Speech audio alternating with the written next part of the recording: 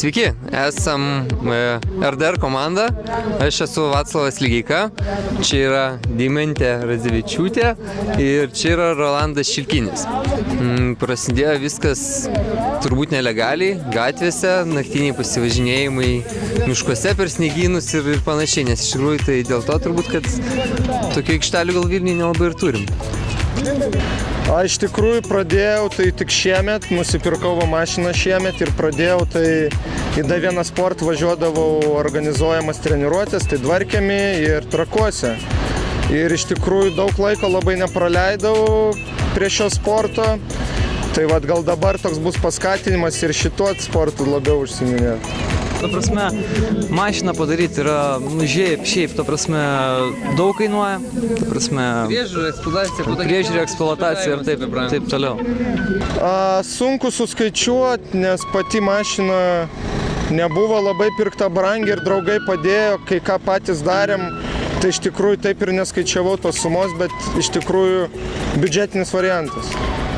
Gaunasi nuo 150 eurų, nes man daugiau kainuoja. Pas mane kūro žymiai daugiau, padangų prisimontuoja, plus tralas į kitą mašiną, žodžiu, dvigubai daugiau, tai jie kai važiuoja savo eiga, tai paprasčiau.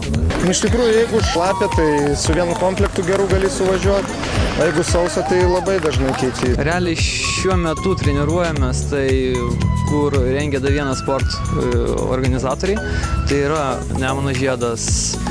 Po to, kur čia daro. Anksčiau buvo Dvarkėmis, bet dabar jau kaip ir baigėsi tie visi pasivažinėjimai to aikšteliai. Trakuose darė. Jo, Trakuose darė. Jo, šiais metais dar buvo irgi dar viena treniruotė, kas darė, tai Sai komanda. Iš tikrųjų nesitreniruoju, nes mašina buvo biškiai apgadinta, 2 mėnesius nevažinėjau išvis, šiandien 1 dieną išvažiavau, o šiaip su mocais daug laiko praleidžiu ir visą vasarą buvau užsienį, grįžtu keletai dienų, susiremontuoju mocą ir toliau važiuoju, tai prie mašinos nebuvau šiemet, iš tikrųjų daug laiko neskyriu. Būtų mažesnis išlaidos mum bandyti tobulėti ir treniruotis, man atrodo, šiaip būtų mažiau nelegalių važinėjimų gatvėse. Tuo labiau ateina žiema, tai galėtų visi išsikrauti kažkokią aikštelį, jeigu ne žiema, tai po to ir vasarą ir pavasarį tas pats. Šiaip reikia, Vilniuje aikštelės tikrai reikia. Manau, būtų pliusas ir būtų mažiau lakstymų gatvėje. Taip, tai iš tikrųjų saugumo daug būtų, gatvėje žmonės nelakstytų, nes žinotų, kad yra oficialiai aikštelė, ten galėtų važiuoti, ramiai išsikrauti visą mantą ir treniruotis be problemų, be policijos. Atsirastų daugiau, manau, drifterių.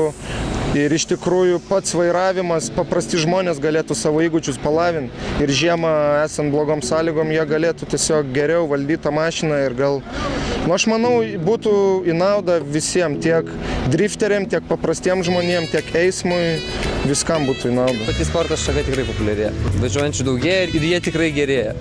Nuo 2009 stuntridingu užsiemu, 2012 laimėjau 12 pirmų vietų pasaulyje ir Europoje. Ir tiesiog siunčiau savo laimėjimus, bendravom, palaikėm kontaktą iš anksčiau šiek tiek ir gavau žalią šviesą, kad mane priėmė komanda. Tai toks tas kelias.